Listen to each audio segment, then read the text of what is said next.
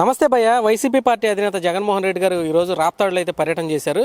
ప్రధానంగా ఇక్కడ ఆయన ప్రెస్ మీట్ పెట్టి పోలీసులపై అభ్యంతరకర వ్యాఖ్యలు, అంటే మీ గుడ్డలు ఓడదీస్తా, బట్టలు ఎడదీసి రోడ్డు మీద నడిపిస్తా మిమ్మల్ని అని చెప్పేసి రకరకాల మాటలు మాట్లాడారు. మరొక షాకింగ్ విషయం ఏంటంటే వైసీపీ పార్టీకి చెందినటువంటి కార్యకర్తలు ఎవరైతే ఉన్నారో స్వయానా జగన్మోహన్ రెడ్డి గారు ప్రయాణించినటువంటి హెలికాప్టర్ని అద్దాలు పగలగొట్టి రెక్కలు ఇరిచేసి అందులో ఉన్న బ్యాగులను కూడా లూటీ చేసినటువంటి పరిస్థితి. ఈ రెండు ఘటనలను చూసినట్లయితే అసలు జగన్మోహన్ రెడ్డి గారి పరిస్థితి రాష్ట్రంలో ఏ విధంగా ఉంది, ఆయన పార్టీ కార్యకర్తలు ఆ విధంగా చేయడాన్ని మీరు ఏ విధంగా భావిస్తారు? నమస్తే అండి. ఇప్పుడు దాకా భారతదేశంలో రాజకీయ నాయకులు హెలికాప్టర్లో తిరుగుతూ ఉంటారు పరామర్శలకి, లేకపోతే ఎలక్షన్ టైంలో కానీ, లేకపోతే ఒక చోట నుంచి ఒక చోట ప్రయాణించడానికి కానీ, లాంగ్ డిస్టెన్స్కి కానీ హెలికాప్టర్లో తిరుగుతూ ఉంటారు కదా. మరి జగన్మోహన్ రెడ్డి వివేకానంద రెడ్డి గారు చనిపోయినప్పుడు, వాళ్ళ బాబాయ్ చనిపోయినప్పుడు ఈయన యాడో ఉన్నాడు, హైదరాబాద్లో ఉన్నాడు. ఆయన పులివెందుల్లో చనిపోయారు. మరి ఆ రోజు వాడిన హెలికాప్టర్ ఈరోజు అనంతపురం నుంచి బెంగళూరు నుంచి అనంతపురానికి హెలికాప్టర్లో ఎందుకు వచ్చారు? First point. ఆ రోజు మరి ఆ రోజు లేవని డబ్బులు ఈ రోజు ఉన్నాయా, లేకపోతే ఈ రోజు ఉన్న డబ్బులు ఆ రోజు లేవా?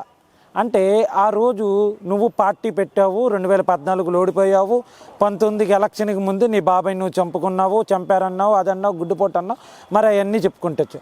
ఆ రోజు ఎక్కని హెలికాప్టర్ ఈరోజు ఎందుకు ఎక్కావు? అది మనం ఫస్ట్ ఆలోచించాల్సిన పాయింట్. రెండోది, ఇతను ఒక శాఖ ఏంటంటే ఏవియేషన్ డిపార్ట్మెంట్ కోసం అని చెప్పి ఒకరిని తీసుకొచ్చి పెట్టిండు. ఆయన ఆవిడు highly sophisticated, highly respected person community వాళ్ళు చెప్పింది ఏంది. అది ఎవరు ఇంతకీ చూస్తే తెలంగాణకి ఆయన అడ్వైజరు, ఇటు ఆంధ్రాకి ఆయన అడ్వైజర్, 2 విధాలుగా డబ్బులు దొబ్బాడు. ఆ డబ్బులు దొబ్బి ఏం చేశాడు? పవన్ కళ్యాణ్ గారు అప్పుడు చంద్రబాబు నాయుడు గారు అరెస్ట్ చేయడానికి వస్తున్నామంటే ఆయన ఏదైనా ఏవియేషన్ డిపార్ట్మెంట్లో మొత్తం పలుకుబడి ఉపయోగించి ఈయన ఎయిర్పోర్ట్లు కట్టాలి, కానీ ఈయన ఫ్లైట్లన్నీ ఆపించడం ఇవన్నీ చేశాడు. అవన్నీ పక్కకు పెడితే ఈరోజు అక్కడ లూటీ చేయడానికి వెళ్ళారు. అంటే వాళ్ళ కార్యకర్తలు జగన్మోహన్ రెడ్డి మీద అంత కసి మీద ఉన్నారు. ఎందుకనంటే, ఒరే నువ్వు ఏం మాట్లాడుతావు, నువ్వు అసెంబ్లీకి రానంటావు, ప్రతిపక్ష హోదా కావాలంటావు, ఇవన్నీ కావాలంటావు, నువ్వు ఏమీ చేయకపోతే మమ్మల్ని ఎరుపుగుల్ని చూస్తున్నట్టు, మమ్మల్ని ఎదవలను చూస్తున్నారని కోపంతో, కసితోటి హెలికాప్టర్ని లూటీ చేశారు. దాంట్లో డబ్బులుంటే తీసుకుందాము, బంగారం, వజ్రాలంటే మాట్లాడితే అప్పుడు దేశ విదేశాలకి స్పెషల్ హెలికాప్టర్లను, స్పెషల్ ఫ్లైట్లను వెళ్తారు, డబ్బులు మూటలు వేసుకుని వెళ్ళారు కదా. ఈయనకి కూడా అయినా డబ్బులు మూటలు వేసుకొచ్చాడేమో, పలకరించడానికైనా డబ్బు తీసుకొచ్చాడేమో, దాంట్లో ఉన్నాయేమో అని చెప్పి చూడడానికి వెళ్ళారు. కానీ మనోడు ఏమి తీసుకురాడు కదా, ఏదో బొగ్గను వాడడం, ముద్దులు పెట్టడం, ఇవన్నిటికి వచ్చాడు. సరే, పరామర్శకు వచ్చేటప్పుడు చూద్దాం. సపోజు ఇప్పుడు కాకినాడలో ఎమ్మెల్సీ ఆడి పేరేంటి, బాబు ఏదో బాబు, మీ వైసీపీ ఎమ్మెల్సీ బాబు ఒక కార్ డ్రైవర్ని చంపి ఇంటికి డోర్ డెలివరీ చేశాడు.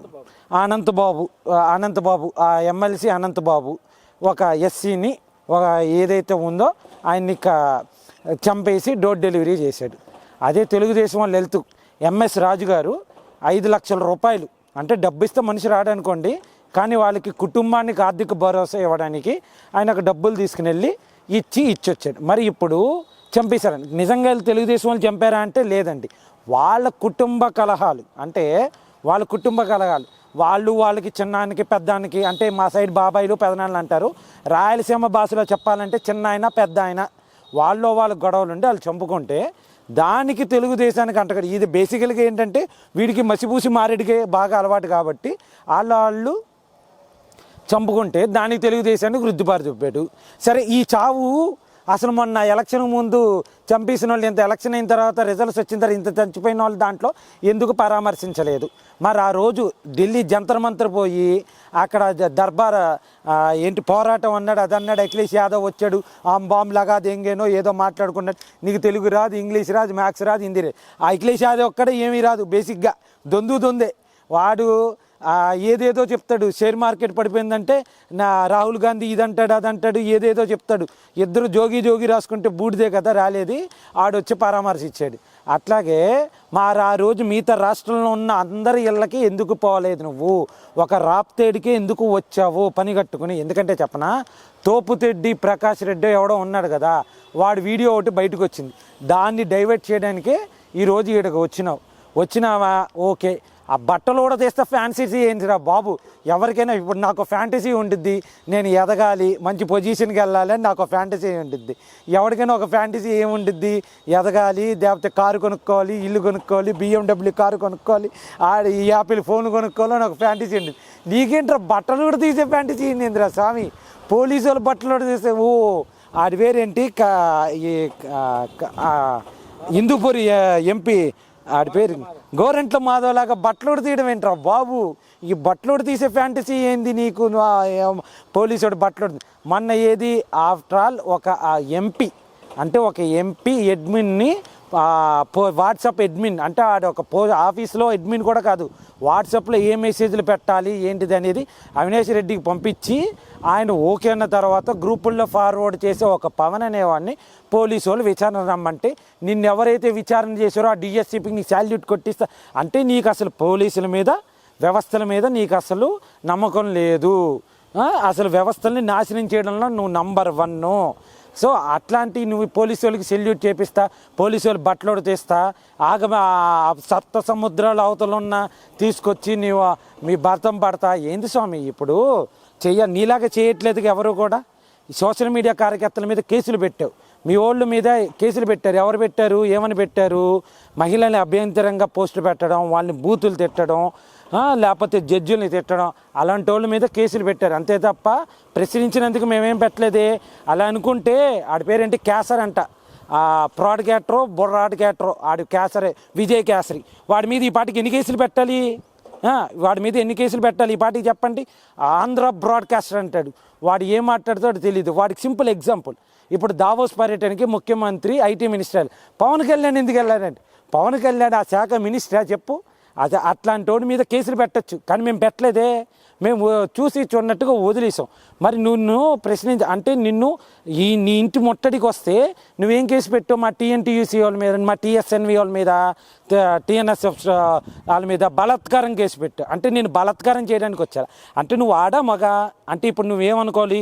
0.4కి అన్నయ్యవి 0.6కి తమ్ముడు అనుకోవాలా? నిన్నేంటి మేము ఇట్లా చూసుకుంటూ పోతే ఈరోజు నువ్వు అక్కడికి వెళ్ళింది ఏంటి? పరామర్శించడానికి వెళ్ళామా వచ్చామా అన్నట్టు ఉండాలి. అదే మీ నాగార్జున అదే పెమ్మసాని ఎలక్షన్లో పార్టిసిపేట్ చేసినావా ఓడిపోయినావా అన్నట్టుగానే నువ్వు అనంతపురం వెళ్ళినావా వచ్చినావా పరామర్శించినావా అన్నట్లు ఉండాలి. అంతే తప్ప నీ ఇష్టం వచ్చినట్టు పేలకూడదు. నువ్వే నీ వైసీపీ అఫీషియల్ దాంట్లో ఏమన్నావు? ప్రజలు ఆదరణ చేశారు, ప్రజల కార్యకర్తలు బారికేడ్లు పెట్టుకుని వచ్చేసారు, అందరు నన్ను కలవడానికి అన్నారు. ఇంకో అరగంటలో నువ్వు మళ్ళీ ఇంకే పోస్ట్ ఏం చేసావు? ప్రజల్ని రానివ్వకుండా, కార్యకర్తలు రానివ్వకుండా చేసావు నువ్వే అంటావు. అసలు నేనేం నమ్మాలి? అంటే నిన్ను చూస్తుంటే నాకు సామెత గుర్తుకొస్తుంది. ఆయన పేరేంటి? మా మేడూరు ఆయనే, పరుచూరి గోపాలకృష్ణ గారు, పరుచూరి వాళ్ళే ఏమంటారు ఇప్పుడు 2 వార్తలు. ముఖ్యమంత్రి గారికి హెలికాప్టర్లు వెళ్తుంటే ప్రజల కింద ఆర్తనాదాలు పెడుతుంటే పనికి రావట్లేదు అని అంటారు. అదే ట్రైన్లో వెళ్తుంటే ప్రజలు అక్కడ ఇబ్బంది పెడుతుంటే లేటుకి వెళ్తున్న ముఖ్యమంత్రి గారు అంటారు. అంటే ఇప్పుడు నీ 2 నాలుగు ధరని ఎంతైనా సాక్షి పేపర్ నీదే, వైసీపీ నువ్వు ఎత్తుకొచ్చినోడి దగ్గర. ఇప్పుడు మా పార్టీ అంటే నందమూరి తారక రామారావు గారు పెట్టారు, జనసేన అంటే పవన్ కళ్యాణ్ గారు పెట్టారు, కాంగ్రెస్ అంటే ఎప్పటి నుంచో ఉంది, కేఏ పాల్ పార్టీ పెట్టుకున్నాడు. నీ పార్టీ ఎవరు పెట్టారు? శివకుమార్ దగ్గర లాక్కొచ్చినోడివి నువ్వు. నీ పార్టీ నీది కాదు, నువ్వు తిరిగే నీ కారు నీది కాదు, నువ్వు ఉండే ప్యాలెస్ నీది కాదు అంటావు. ఎందుకు నీ యల్లంక ప్యాలెస్లో ఉంటావు చెప్పనా? నువ్వు లేకపోతే అక్కడ షర్మిల వెళ్ళి ఎక్కడ కూర్చుంటుందా అని చెప్పి ఉద్దేశంతో యల్లంక ప్యాలెస్లో కూర్చుంటావు. సో ఏంటంటే ఇంకా ఫైనల్గా చెప్పేది ఏంటంటే, ఇక నుంచి నువ్వు వచ్చేటప్పుడు స్క్రిప్ట్ మొత్తం చదువుకుంటారా, అక్కడికి వచ్చి బెత్తర చూపులు చూడకు, పోలీసు వాళ్ళని ఏమనకు. పోలీసు వాళ్ళు మంచోళ్ళు. ఇప్పుడు చూసావో డ్రోన్లతోటి కూడా అంతా అబ్జర్వ్ చేస్తున్నారు. రేపో మాపో 1-2 గంటల్లోనూ రేపో ఎప్పుడో వచ్చేసిద్ది ఆ డ్రోన్ విజువల్ కూడా. అసలు ఏం జరిగింది ఏంటి డ్రోన్స్ తోటి, అసలు ఎవరేం చేశారు?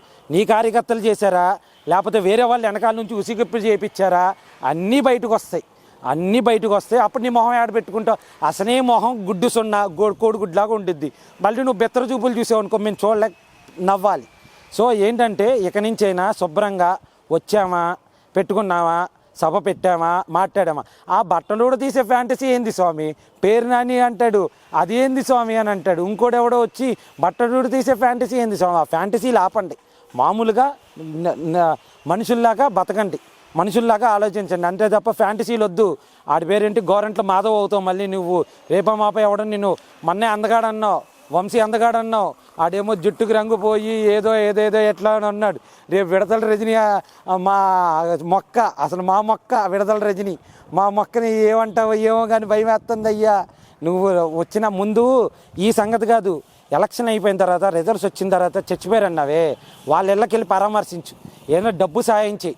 దాంతోపాటు కృష్ణా నది మొన్న ఈ పొంగి పొర్లింది కదా, నీళ్ళు అవన్నీ వచ్చినాయి కదా, ₹1,00,00,000 ఇస్తున్నావే, ₹1,00,00,000 ఎప్పుడు ఇస్తావు చెప్పు.